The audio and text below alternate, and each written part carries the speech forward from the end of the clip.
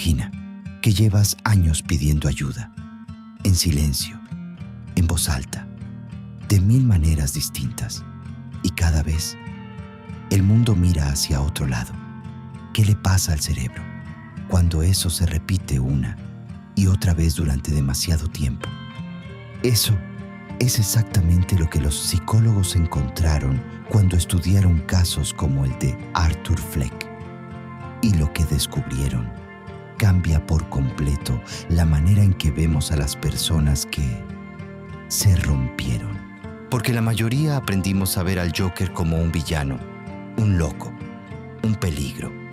Pero nadie habla de Arthur Fleck, del hombre que había antes, un hombre que quería hacer reír a la gente, que cargaba un cartel en la calle con una sonrisa pintada, que cuidaba a su madre enferma, que pedía ayuda, semana tras semana, a un sistema que simplemente no tenía recursos para dársela. No estoy aquí para justificar la violencia.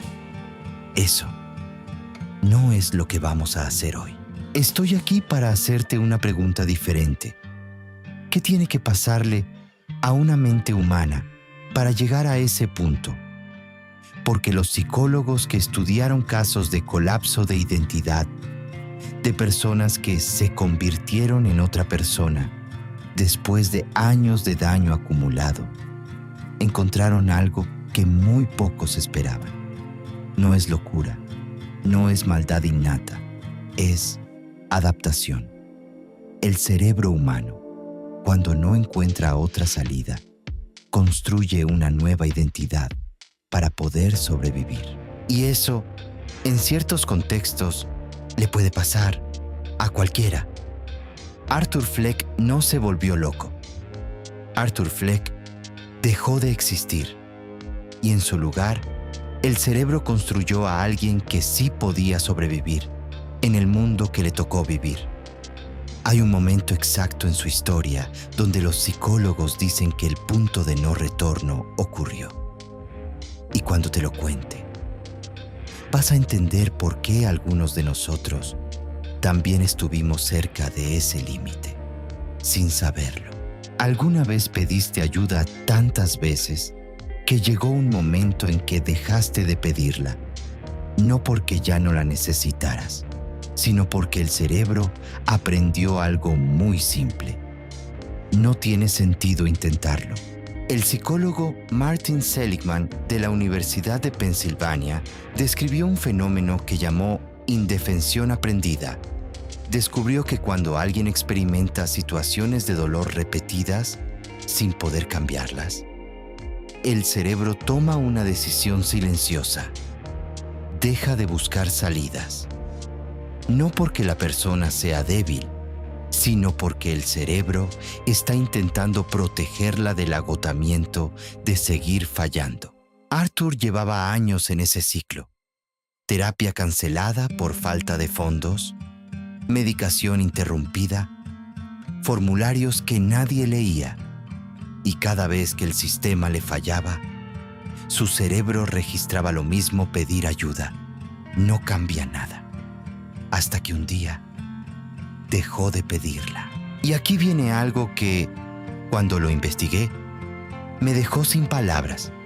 Seligman encontró que este patrón no solo afecta las acciones de una persona, afecta cómo se ve a sí misma. El cerebro empieza a construir una narrativa nueva, silenciosa, casi invisible. Soy alguien a quien no vale la pena ayudar. Eso es lo que Arthur cargaba. No una decisión, una conclusión que su mente construyó sola, después de demasiados años sin respuesta. Hay algo en Arthur Fleck que mucha gente malinterpretó desde el principio: su risa. La vemos y pensamos, está disfrutando, está fuera de control.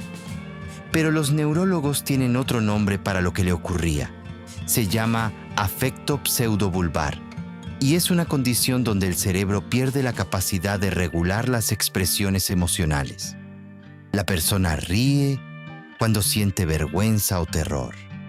Llora cuando está tranquila no porque quiera, sino porque los circuitos que conectan la emoción con la expresión están dañados.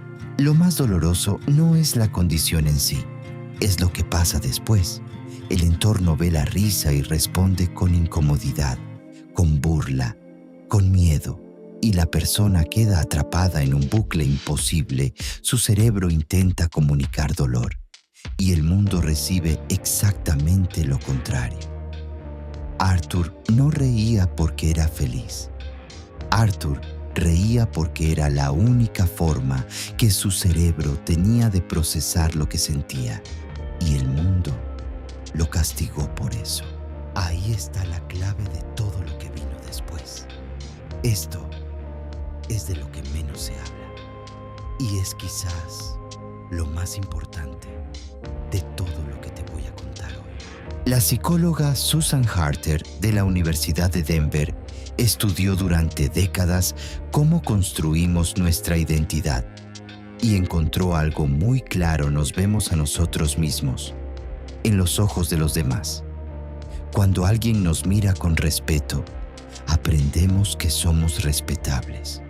Cuando alguien nos escucha, aprendemos que lo que decimos vale. Harter llamó a esto el efecto espejo social. Pero, ¿qué pasa cuando ese espejo está roto? Cuando nadie te devuelve una imagen coherente de ti mismo. El cerebro no se queda en blanco. El cerebro inventa, construye una identidad alternativa a partir de los fragmentos que encuentra, muchas veces distorsionada, casi siempre dolorosa. Arthur pasó décadas buscando ese reflejo. En su madre, en Murray Franklin, el presentador que admiraba desde lejos, en desconocidos en el metro. Y cada vez que el espejo se rompía, un pedazo de Arthur Fleck desaparecía con él, hasta que no quedó nada de lo que había sido, y algo distinto tomó su lugar. Pero hay algo que tengo que decirte antes de continuar. Los psicólogos que estudian crisis de identidad hablan de algo que llaman el punto de no retorno. No es un momento dramático, necesariamente. No hay música de fondo, no hay una escena de película. Es un momento muy pequeño. Y eso es lo que lo hace tan peligroso. Llamémoslo Mateo. Mateo era un hombre de 32 años que creció en un hogar donde nadie le preguntaba cómo estaba. No porque lo odiaran, sino porque nadie tenía tiempo, energía o las palabras para hacerlo. Mateo aprendió a existir, sin ocupar espacio, a sonreír cuando era necesario, a no molestar. Un día, en una sesión de terapia, su psicóloga le hizo una pregunta simple.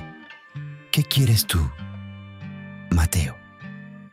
Y él se quedó en silencio durante casi un minuto. No porque no entendiera la pregunta, sino porque genuinamente no lo sabía. Había pasado tanto tiempo adaptándose a lo que los demás necesitaban de él, que perdió el hilo de lo que él era. Eso es el punto de no retorno. No el momento en que explotas, el momento en que ya no sabes quién eras antes de todo esto. En Arthur Fleck, ese momento ocurrió frente a un espejo, en un baño pequeño, después de que descubriera que la única historia que tenía sobre sí mismo era falsa. No fue la violencia lo que lo rompió.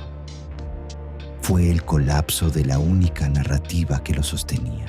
Cuando investigué este punto específico, me quedé sin palabras, porque los psicólogos dicen que todos tenemos una narrativa central sobre quiénes somos, y si esa narrativa colapsa sin nada que la reemplace, la mente construye lo que sea, con lo que tenga a mano.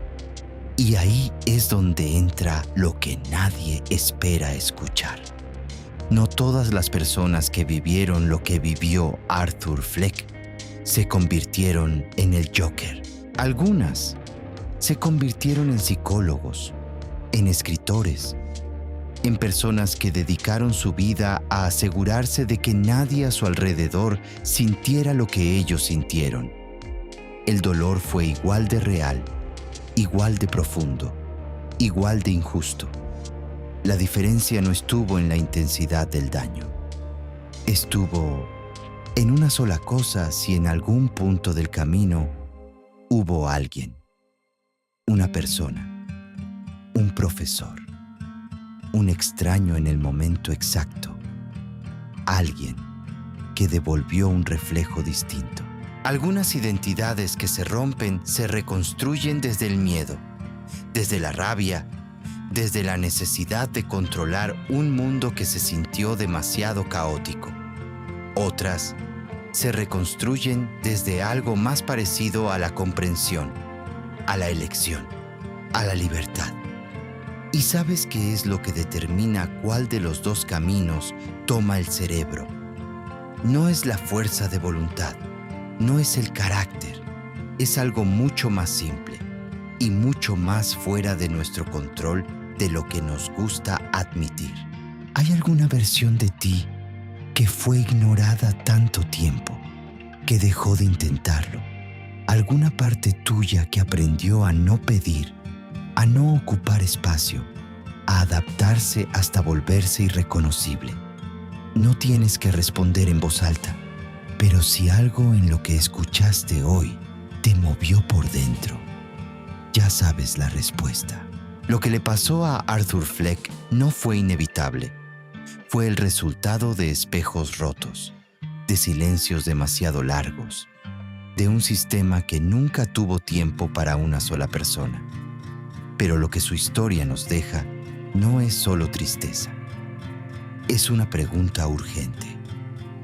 ¿Qué clase de espejo somos nosotros para las personas que tenemos cerca? Quizás llevamos años midiendo la salud mental por la ausencia de síntomas visibles, cuando lo más importante nunca fue si alguien explotó, fue si alguien estuvo ahí, antes de que llegara a ese punto. No estás roto si alguna vez te sentiste como Arthur. El cerebro no se rompe, se adapta. Y lo que aprendió a adaptarse de una manera, puede aprender a hacerlo de otra. La diferencia entre el Joker y Mateo no fue el dolor, fue lo que encontraron del otro lado de él. Si este video apareció hoy en tu pantalla, quizás no fue casualidad. ¿Conociste alguna vez a alguien como Arthur? ¿O fuiste tú en algún momento de tu vida? Cuéntamelo en los comentarios. Tranquilo, no hay respuestas correctas aquí. Leo todo y dime, ¿qué tema de psicología quieres que explore en el próximo video? Esta comunidad es la que decide hacia dónde vamos. Escríbelo abajo. Te leo.